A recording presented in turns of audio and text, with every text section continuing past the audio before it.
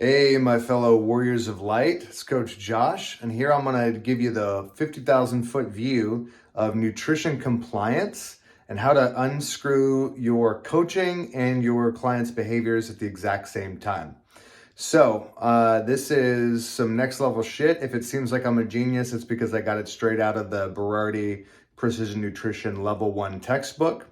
And this will also help you keep in the outcome-oriented decision-making matrix, which is also known as positive psychology. Positive not in good, but positive as in focused on what you're trying to create. So on the gain versus the gap, so to speak. So here we're going to cover the pitfalls that come with nutrition coaching and with eating in general for us humans.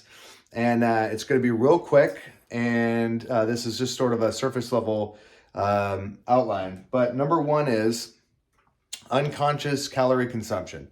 Most humans underestimate the amount of calories we eat by about 20%, according to the USDA, as of 2000. So that number could be up or down by now, who knows? But this makes sense. Most of our habits and behaviors are unconscious.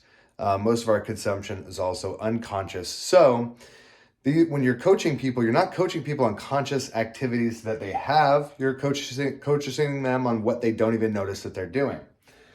And when you combine that with restrictive eating, which is basically every American at this point, restricted eaters eat 20% more than that. So they're 40% more consumptive than the average American. So they're eating 40% more calories than they remember eating, right? So they're over consuming, they're getting fat, they're not able to get to their weight loss goals. So when you're coaching them on stuff, you can't get them on more defense. You're only going to be able to get them to change based on offense. So what you actually are having them actively do. So we're going to focus on outcome-oriented decision-making. So we're going to focus on the steps and the action steps you actually want them to take. That is eating according to a meal plan. That's adding things into their diet. Addition before subtraction. Offense, not defense. So we got them thinking, we're getting shifting from defense and food is bad and food is the enemy to what can I add into my body to make me feel good? This negates 1 and 2, gets us thinking about positive skill building, creating better habits, gets us on offense, and allows us to focus only on the next steps so that our limited willpower resource is being used to create the changes in the habits that we are trying to create in our people. Now,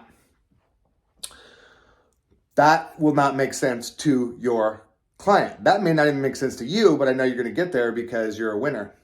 So when you're talking to the client and they're working on their meal plans, their transformations, they're trying to do the right thing, you do not want to create an environment where you don't trust what they're telling to you, but we know that it's not exactly accurate because we have the data. So we have lots and lots of data points on this. So what do? We get them thinking on offense as well.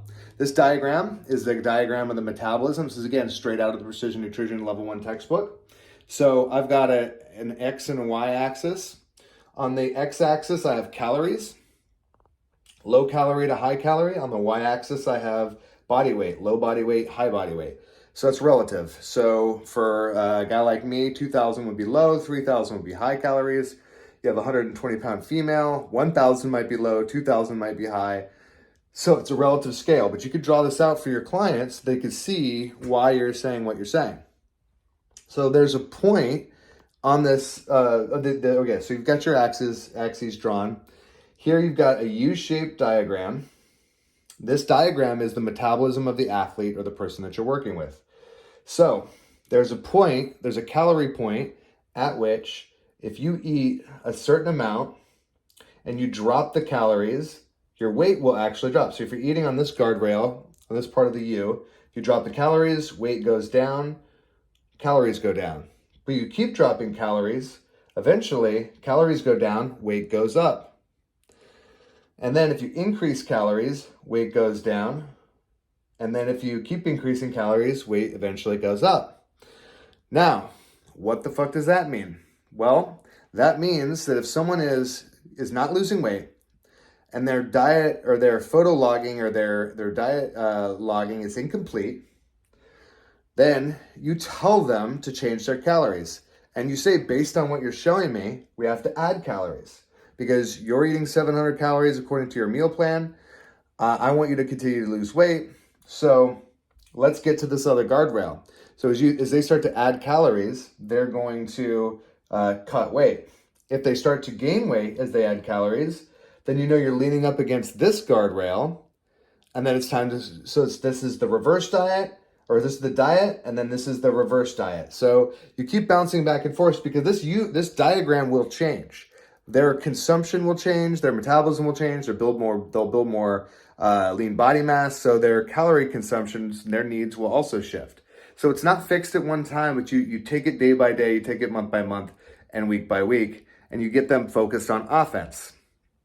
Now, they start to eat more, eat better, they start to lose weight. Is that because they were lying before and now you've replaced good calories with bad calories? If that's that because, who knows what it's because. But what we do know is they have become more aware of what they're doing. They're making better decisions. They're being more accountable. All of these things are good. They're enhancing their trust in themselves and their trust in their coach. And that is the difference maker. That's why we're doing what we're doing. And that gets them engaged in the process.